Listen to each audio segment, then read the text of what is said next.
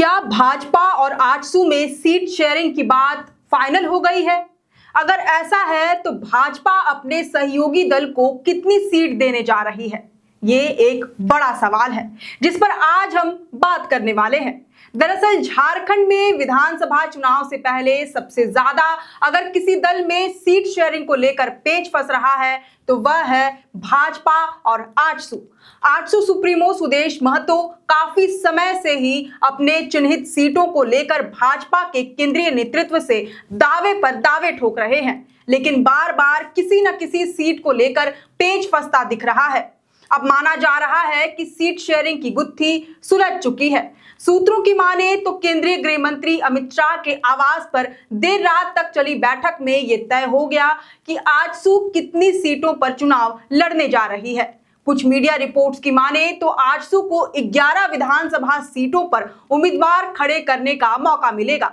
हालांकि ये कौन सी सीटें हो सकती हैं, ये जानकारी अभी सामने नहीं आई है। अगले 1-2 दिनों में आधिकारिक रूप से सीट बंटवारे की घोषणा कर दी जाएगी। हालांकि कुछ सूत्र ये भी बताते हैं कि भाजपा आजसू को 7 से 8 सीट से ज्यादा देने के लिए तैयार नहीं है और इस संबंध में दोनों दलों की बात भी बन गई है। बहरहाल इस बार के चुनाव में आजसू की ऐसी कुछ पुश्तैनी सीटें हैं जिस पर बदलाव देखने को मिल सकता है। इन सीटों पर एनडीए आला कमान आजसू की जगह किसी दूसरे दल को मौका दे सकती है। इनमें तमाड़, लोहरदगा और चंदनक्यारी विधानसभा सीट शामिल है।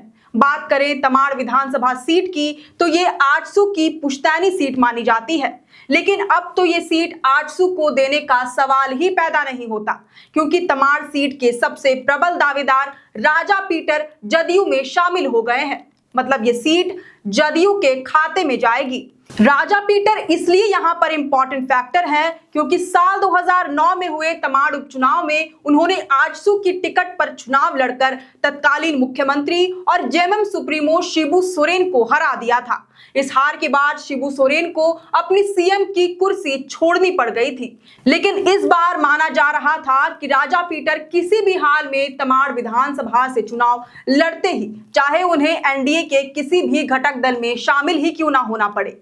एनडीए गठबंधन एक बार फिर से राजा पीटर पर भरोसा जता रही है। वहीं बात करें लोहरदगा विधानसभा की तो झारखंड अलग राज्य बनने के बाद से अब तक आजसू इस सीट से 2 बार चुनाव जीत चुकी है। आजसू की टिकट पर साल 2009 और 2014 में यानी लगातार 2 बार कमल किशोर भगत ने जीत हासिल की, लेकिन अब वह नहीं रहे।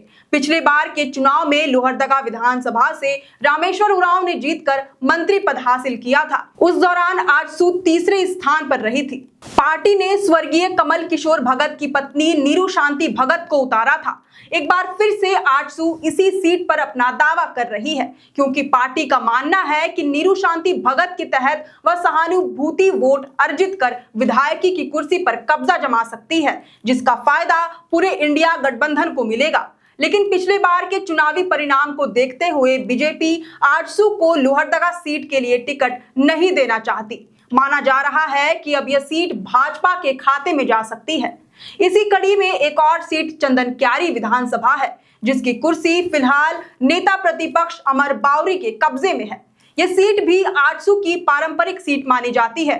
झारखंड गठन के बाद से आजसू अब तक 2 बार इस सीट पर जीत हासिल कर चुकी है। साल 2009 और 2014 में चंदनक्यारी सीट से आजसू की टिकट पर उमाकांत रजक ने बाजी मारी थी, लेकिन पिछले बार के चुनाव में दोनों दलों के नेता आमने सामने थे और बाजी भाजपा नेता अमर बावरी ने मार ली। पिछले 5 सालों के दौरान भाजपा में उनका कद भी बढ़ा है। वह लगातार झारखंड की राजनीति में सक्रिय भूमिका निभा रहे हैं, इसलिए इस सीट पर भी एक बार फिर से अमर बावरी को उतारे जाने की प्रबल संभावना है। अब आने वाले दिनों में देखना होगा कि भाजपा और आजसू के बीच सीटों का बंटवारा कैसा होता है और कौन कौन सी सीट आजसू के खाते में जाती है।